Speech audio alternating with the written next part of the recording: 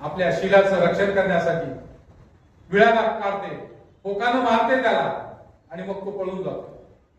त्याच ठिकाणी त्या मुकदमासोबत काम करणारा रामा हाही पारूपेक्षा 20 वर्षांनी मोठा आहे, चांगला माणूस आहे. मावशीच्या मनामध्ये विचार येतो, या अभागी बाईनं किती दिवस एकटीनं जगायचं, डोंगरा एवढं हे जीवन तिनं कसं कंठायचं. तिनं हळूच रामाला तयार करते, त्याला विचारते. त्यालाही याच्यापूर्वी 2 बायका होत्या, लेकरू बाळ नव्हतं. त्याला तिनं तयार करते मावशी, आणि मग तिसऱ्यांदा पारूचं मोतूर रामासोबत लावून दिलेलं आहे. पारू रामाच्या घरी जाते, तिथेही पडेल ते काम करते. त्याची आई चांगली आहे, तिला गावाकडून बोलून घेतात आणि मग ती सासू लेकीसारखं पारूशी वागायला लागते. कित्येक दिवस होतात. या रामाच्या आईला वाटतं माझ्या लेकराचा वश चालू राहावा. पारू प्रत्येक पाळीला विचार करत असते, नवस करते. 50-53व्या वर्षी हा 53 वर्षाचा असलेला रामा एक दिवस पारूची पाळी चुकते. प्रचंड आनंद होतो तिच्या मैत्रिणीला, तिच्या सासूला. आणि मग 19 भागापर्यंत लेखक पारूच्या पोटी जन्म घेतोय. इथून या भागापासून लेखकाने आपल्या जीवनाची आपली आत्मकथा 19व्या भागापासून 31व्या भागापर्यंत सांगितली. लेखकाचा जन्म झाला. सगळ्या गावचे लोक पारूची जाऊ, तिसरी जाऊ, तिसरा देर, भाया सगळे पारूला नाव ठेवतात. कुणाचं पाप घेऊन आली, कारण या म्हाताऱ्याला तर 2-2 बायका असताना याचं पोट पिकलं नाही, एक काहीतरी कुठेतरी गेलेली आहे. पारूच्या वाट्याला नेहमीच तिरस्कार आलेला आहे, अपमान आलेला आहे, असह्य दुःख आलेले आहे. तशीच ती सहन करते आणि मग आपल्या मुलाला जगवते. पारूचा तिसरा नवरा रामा, शिक्षणाविषयी त्याला थोडी बहुत आसक्ती आहे. तो शिकलेलाही आहे, वाचू लागलेला आहे, लिहू लागलेला आहे. पारू आपल्या बबूला म्हणजे लेखकाला स्वप्न पाहत असतो, याला मला शिकवायचंय, याला मोठं करायचंय आणि यानंच माझ्या जीवनामध्ये बदल घडू शकतो. यानं शिकून मोठा होईल, माझ्या जीवनातला, माझ्या गावातला, माझ्या घरातला अंधार दूर होईल.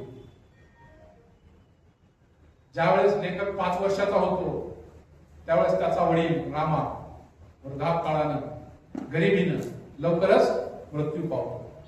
तिसऱ्यांदाही पारूचं कपाळ पुसल्या गेलेलं आहे.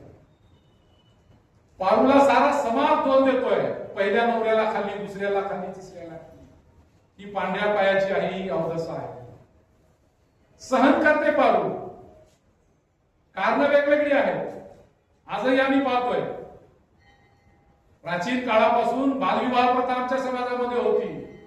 आजही पाहतोय, नवरा 50 वर्षाचा, नवरी 20 वर्षाची, 22 वर्षाची, आणि मग आमचा समाज तिच्या पुनर्विवाहाची परमिशन देत नाही, परवानगी देत नाही. आयुष्यभर तिला तसंच जगावं लागतं, भीक मागून खावं लागतं.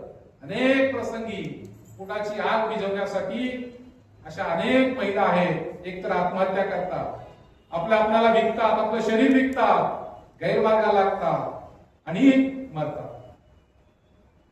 हा समाज, हे बाहेर सुद्धा, बाहेरचे लोक सुद्धा तिला स्वीकारत नाही. पारूच्या नशिबालाही असंच आलेलं आहे. घेवला नवरा, आता तिला काय जगायचंय, तर फक्त मुलासाठी जगायचंय, लेखकासाठी जगायचंय, त्याला मोठं करायचं आहे. आणि मग तिने स्वप्न पाहत असते. लहानपणापासूनच काबाड कष्ट करून लेखकाला शिकवते. प्रचंड जिद्द आहे लेखकाच्या मनामध्ये शिक्षणाविषयी. काहीही नसताना कुठलेही साधन नसताना प्रत्येक वर्षी तो पहिल्या नंबरनं पास होत असतो. हा लहान आहे.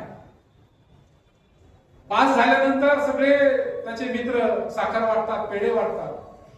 याची अशी परिस्थिती आहे की घरामध्ये साखर नाही, वाटायला गुळ वाटायला सुद्धा पैसे नाही, कारण 2 वेळचं जेवण कसं तरी निभवलं झालंय.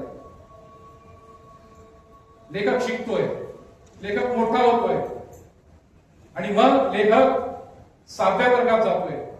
6व्या वर्गात लेखक गेल्यानंतर आपल्या आईला तो मदत करतोय.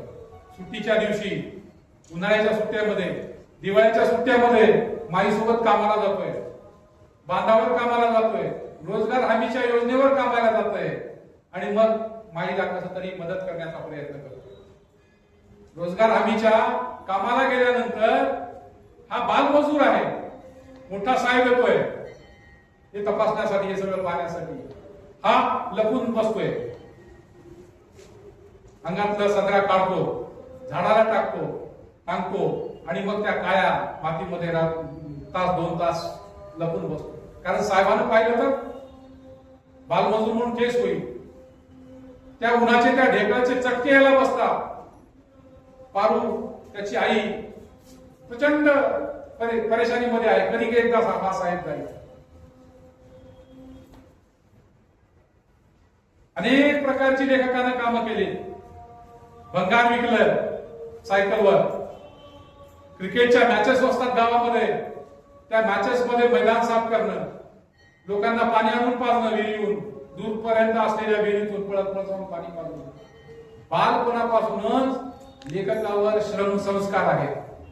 कारण त्याला आपल्या आईची यातना सहन होत नाही, आईचं दुःख सहन होत नाही. 50-53 वर्षाची ही आई, आता कसं होणार? 7वीचा खर्च कसा भागणार?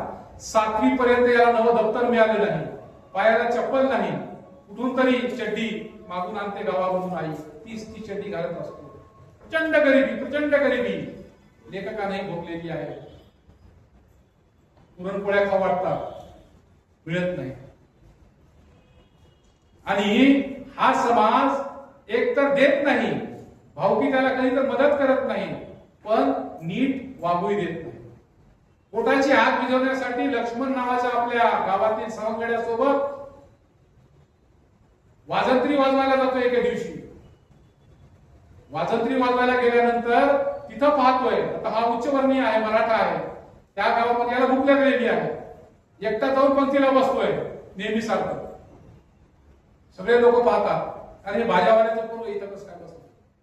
त्याला शिवा देतात, अपमान करतात. याला माहिती नाही, सवय नाही, जेवतोय कस तरी बाजूला बसून, पात्र तसं सोडतोय. शिवा देतात, घाण ते पात्र उचलायला सांगतात. त्याच्या मनामध्ये प्रश्न निर्माण होता की अस्पृश्यता का? आम्हाला एका पंगतीमध्ये बसून का जीव दिला जात नाही? हा भेदभाव का? कुणी ठेवला? का ठेवला? माणसासारखे माणूस आम्ही असताना सुद्धा आम्हाला वेगळ्या पंगतीला का बसवल्या जातं? आमचा अपमान का? अनेक प्रश्न लहानपणापासूनच या नायकाच्या मनामध्ये पडलेले आहेत. आणि मग लेखक 7वीला जातोय. त्या गावामध्ये 7वीची शाळा नाही, दुसऱ्या गावाला जायचंय. एक 10 मिनिटं सर, जाधव सर, 10-15 मिनिटं. प्रचंड आवड आहे शिक्षणाची, त्याला पुढे शिकायचं आहे, खूप मोठं व्हायचं आहे, पण परिस्थिती तशी नाही. त्या गावामध्ये शाळा नाही, 5 किलोमीटर पर्यंत जाणं रोज येणं शक्य नाही, वाहन नाही, आणि आहेत वाहन तर जायला पैसे नाहीत वाहन. काय करायचं? आई म्हणते, बाबा तुझ्या मामाला बोलावून, मुंबईहून बोलावून कुठंतरी तुला चिटकून देते. लेखक सांगतो, नाही मला शिकायचं, मला मोठं व्हायचंय. रुसतोय तो, दूर डोंगरात जाऊन लपतोय. 3 दिवस जेवण करत नाही, पारूही जेवत नाही. आणि मग एके दिवशी पारूला चक्कर येते कामावर गेल्यानंतर. सगळ्या बाया जमा होतात, काय झालं? एक दिवशी मैत्रीण सांगते, 3 दिवसापासून हिनं भाकर खाली नाही आणि मग चक्कर आली. ती जिच्या शेतावर काम करायची ती सांगते, बाई कारण विचारते. तिनं सरळ सरळ सांगते, बाबू माझ्या मुलाला शिकायचंय, असं असं जिद्द करून म्हटलाय, रुसतोय, ऐकत नाही. आणि मग ती भली बाई आपल्या वडिलाला पत्र लिहिते, सासवडला याच्या 7वी पर्यंतच्या शिक्षणाची, पुढे 6वी पासूनच्या शिक्षणाची सोय तिथे होते, 200 किलोमीटर. आई वडील आता इथं आई वडिलांची ताटातून शेवटी दाखवलेली आहे. शिक्षण आहे आणि शिक्षणासाठी याला जायचं आहे. लेखक मनावर दगड ठेवून विरह, वाळवंट आणि कर्मवीर या प्रकरणाच्या माध्यमातून सांगतोय, आई तुला जपायचंय, तू स्वतःच्या प्रकृतीला जप. आई लेखाला सांगते, शिक, खूप मोठा हो, कारण ही गरिबी, ही यातना, हे दुःख शिकल्यामुळेच कमी होणार आहे. शिक्षणामुळेच आपल्याला मार्ग मिळणार आहे. शिक्षणामुळेच आपल्याला मान सन्मान मिळणार आहे.